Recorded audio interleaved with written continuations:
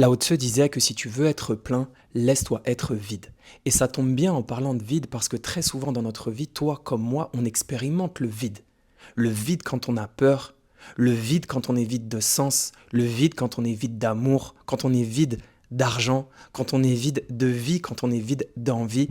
Bref, tu m'as compris, à chaque fois que l'on a un désir que l'on n'arrive pas à accomplir alors qu'on travaille dessus depuis tant de temps, on veut ça, on désire ça, on travaille pour ça, mais on n'y arrive toujours pas, alors il y a une frustration qui s'installe, parfois une colère, parfois un manque. Et de cette frustration, de cette colère et de ce manque, on va ressentir un vide.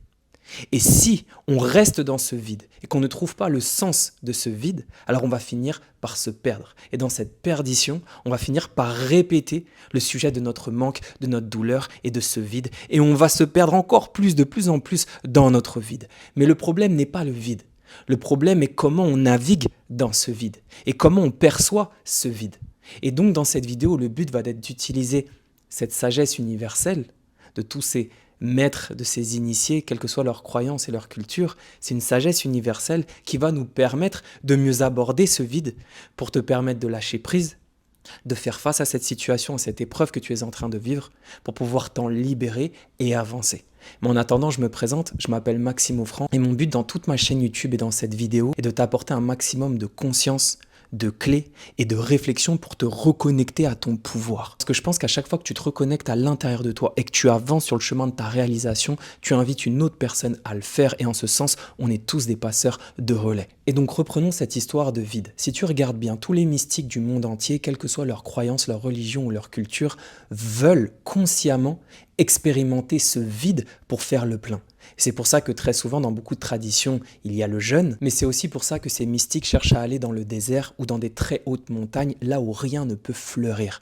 Parce que c'est là où rien ne peut fleurir qu'ils vont chercher justement la fleur de l'âme. C'est-à-dire, ils vont aller consciemment dans des endroits où il n'y a plus de ressources extérieures pour se connecter à leur source intérieure. Parce qu'ils savent que lorsqu'ils se connectent à leur intérieur, ils se connectent à la source avec un grand S. Ils se connectent au tout, à l'univers, à Dieu, selon leurs croyances. Mais en tout cas, ils se connectent à l'illimité. C'est pour ça qu'ils se jettent dans ce vide pour refaire le plein. C'est pour ça qu'ils se perdent pour se trouver. C'est pour ça qu'ils vont dans leur ombre pour trouver leur lumière. Et ce n'est pas un hasard si ces mystiques qui font leur pèlerinage, on les appelle des pèlerins. Pourquoi? Parce qu'ils pèlent. C'est-à-dire qu'ils perdent leur peau pour voir la renaissance d'une nouvelle peau. Ils meurent pour renaître. Et c'est pour ça qu'ils veulent aller chercher le vide. Parce que quand tu perds tout, tu n'as pas d'autre choix que de te rattacher à ton essence, à ce qui est vrai pour toi, à ta vérité, à ta source, à ton divin. Quand on voit le vide de cette manière, ça change tout. Parce que ça veut dire que les épreuves qui arrivent là face à nous, cette frustration, cette colère, ce vide, ce manque dont on a parlé dans l'introduction, en fait, ne sont pas là contre nous, mais justement pour nous. Par exemple, si tu recherches l'amour, tu vas ressentir un vide d'amour et de la solitude. Si tu recherches à être valorisé, tu vas ressentir une dévalorisation. Si tu recherches à être libre, tu vas ressentir une sorte d'emprisonnement et d'esclavage par rapport à ce que tu as envie d'accomplir. Si tu recherches à avoir de la force, tu vas traverser des moments de faiblesse. Si tu veux avoir du courage, tu vas devoir faire face à tes peurs. Et donc si tu regardes bien, toutes les qualités que tu recherches, tout ce que tu cherches à accomplir vont te faire passer par l'exact opposé que tu vas devoir traverser pour trouver cette capacité ou cet objectif que tu désires tant. Mais pourquoi? Parce que l'un n'est pas séparé de l'autre, comme le froid et le chaud.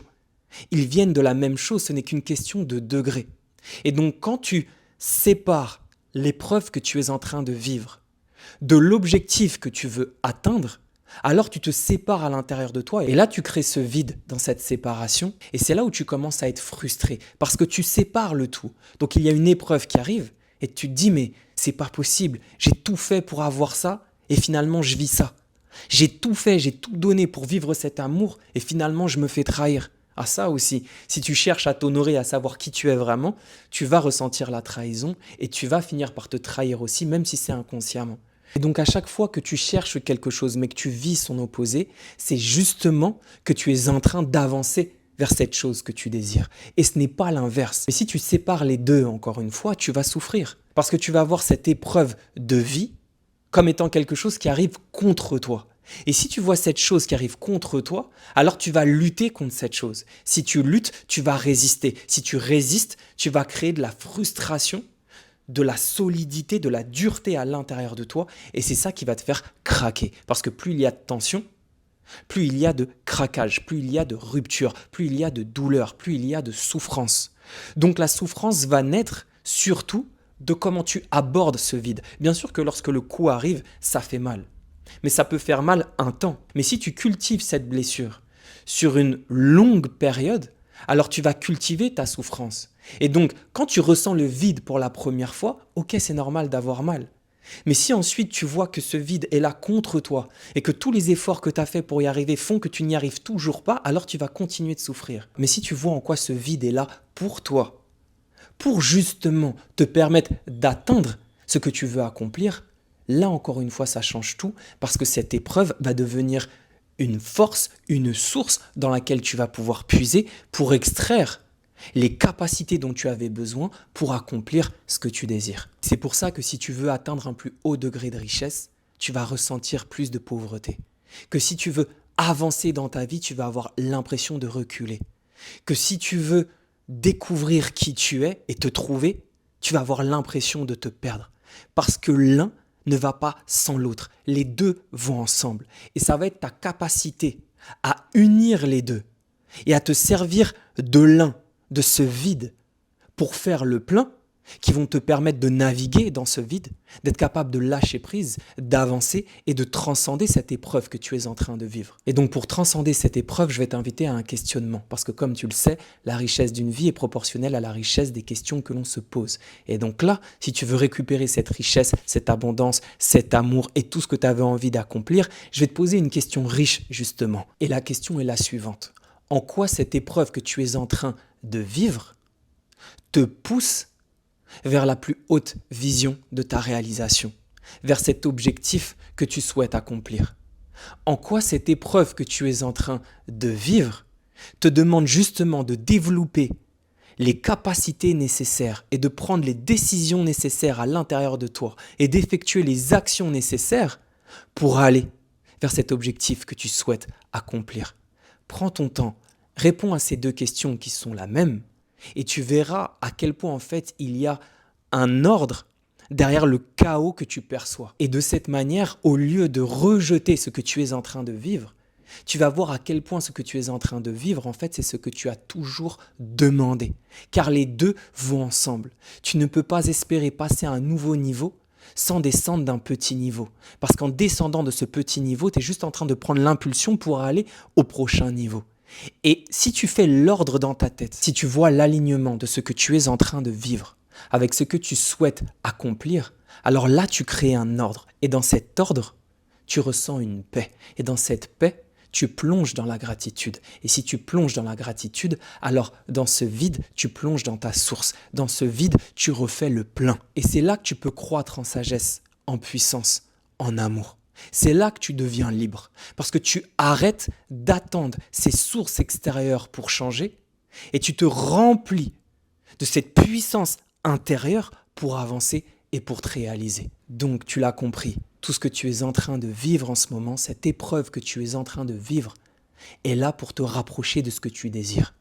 Si tu as voulu cette richesse supplémentaire, c'est normal que tu ressentes plus de pauvreté. Si tu veux cet amour que tu désires tant, c'est normal que tu ressens un peu plus de solitude. Si tu veux que l'on te valorise, c'est normal que tu passes par cette sensation de dévalorisation.